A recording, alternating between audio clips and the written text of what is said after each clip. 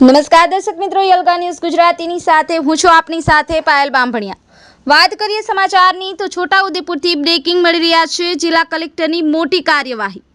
જિલ્લા સેવા સદનમાં 4 સરકારી કચેરીને મરાયા સીલ। અન્ય વિભાગની કાર્યરત કચેરીઓને સ્થળાંતર કરવા કરાયા હતા હુકમ।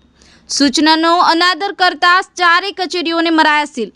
Water shade, local audit fund, home guard commander અને સીઆઈડી ઇન્ટી કચેરીઓને સીલ કરાઈ।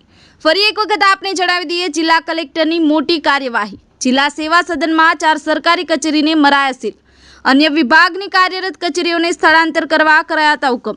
બ્યુરો રિપોર્ટ, યલગા ન્યૂઝ ગુજરાતી, રમેશ સત્યની સાથે।